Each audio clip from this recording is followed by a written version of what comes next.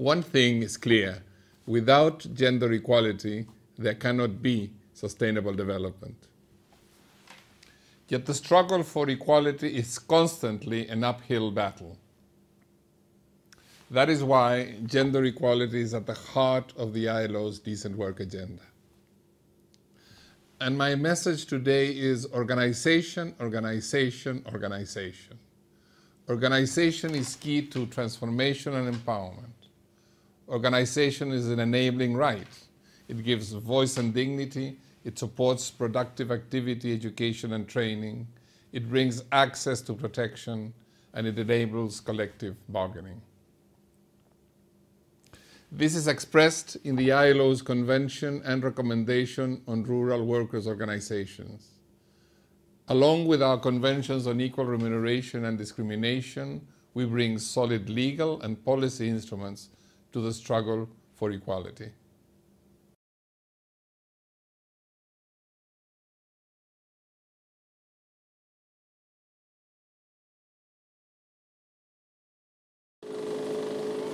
Women building a path to prosperity.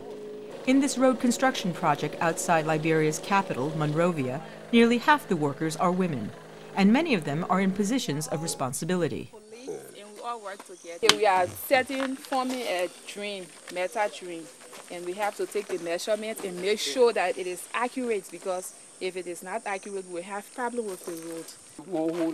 Olive has been on a 3-week training course run by the ILO, where she learned technical and management skills, part of a Dutch-funded project to stimulate Liberia's economy, shattered after the 14-year conflict. 3/4 of the population live on less than $1 a day, and jobs are a crucial building block for the country's recovery. Last year, Liberia's president, Ellen Johnson Sirleaf, Africa's first elected female head of state, visited another ILO road project in Mount Barclay. The road would enable farmers to get their crops to market. They're talking about helping small businesses along the way, so that in itself will enable people to have an income. So to me, it was make a big contribution to poverty reduction. Today, the road is built and used as a main thoroughfare to the local market. Furthermore, for every job created on the road, 5 jobs have been created off the road. That's the plan for Bensonville, too, where the road will link a local village with an agricultural training school. The project has not only created jobs for local people, but also instilled a sense of pride. We learn about how to respect one another, be it young or old, be it a female or male. So everyone, we believe that we are all mature and all responsible people. So if you are given a task, everybody is supposed to respect your position and go along with the task that I will instruct you to do. What I tell you to do, that's what you do. 2.45. It is a team spirit that will serve Liberians well as they work together after years of conflict to rebuild their nation.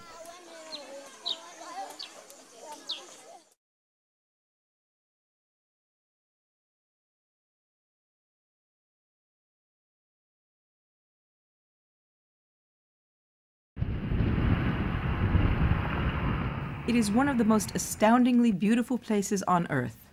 This is the high desert of northwestern Argentina, untouched by time, and now reconnecting to an ancient tradition.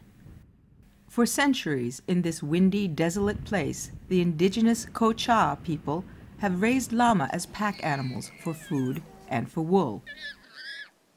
Now the time-tested tradition of shearing fleece by hand and spinning it into high-quality wool is bringing new hope to a region with chronic unemployment.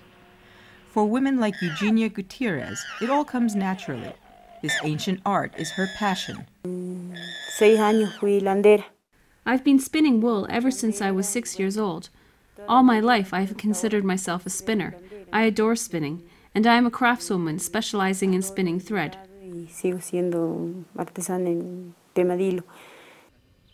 This is the Punya Cooperative, where women spin wool in the old traditional way.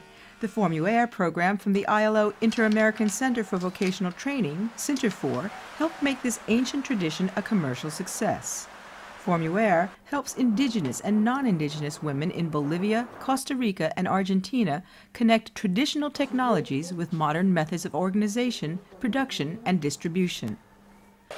Formuaire helped the spinners understand the high-quality wool they produce is also valuable outside Abrapampa.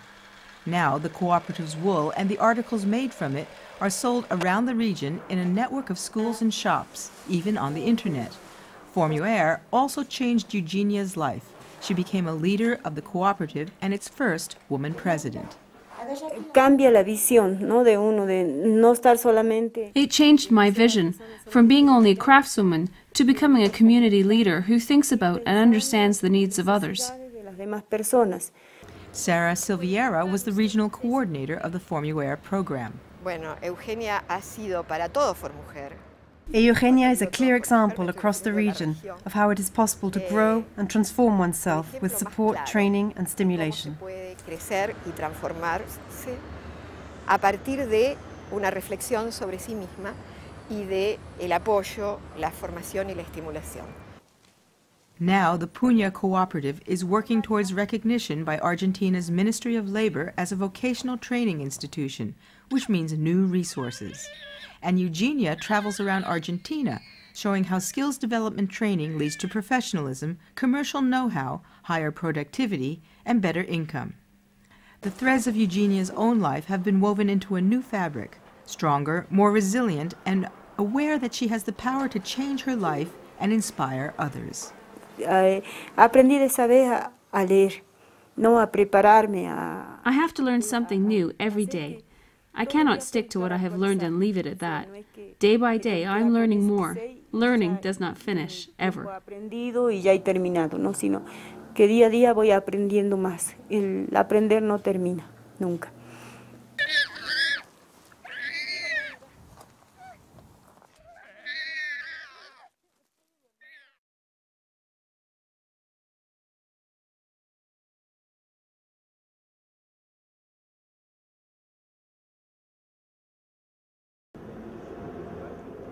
In remote areas of Africa, how do you get the message out about HIV/AIDS prevention?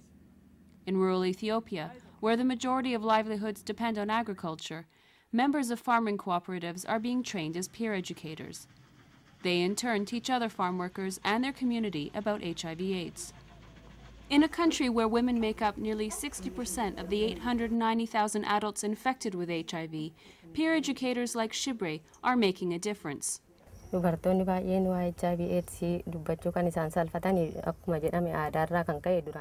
women are ashamed of talking about HIV/AIDS because of the cultural constraints.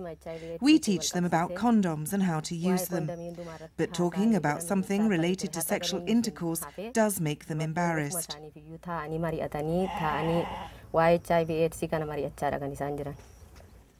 When she's not working in the cornfields or looking after her large family, 35-year-old Shibre talks to farm workers and at traditional and social gatherings.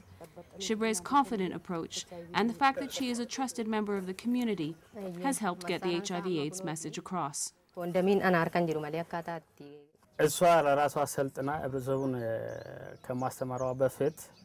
Right after she took the training and started educating her family and people in the area, it became a common practice for everyone to discuss it.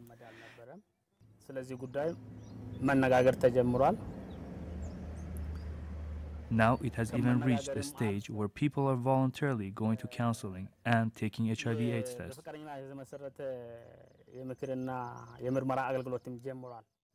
Shibre is one of over 400 peer educators from agricultural cooperatives.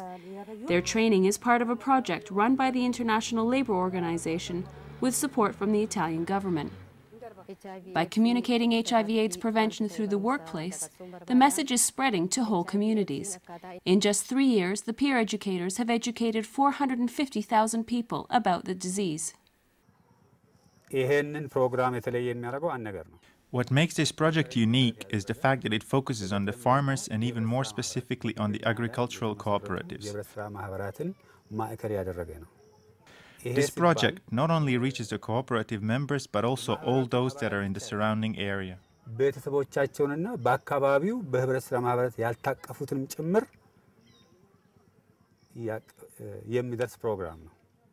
With committed people like Shibre spreading the message, even isolated communities like hers have the know-how to stop the threat of HIV/AIDS.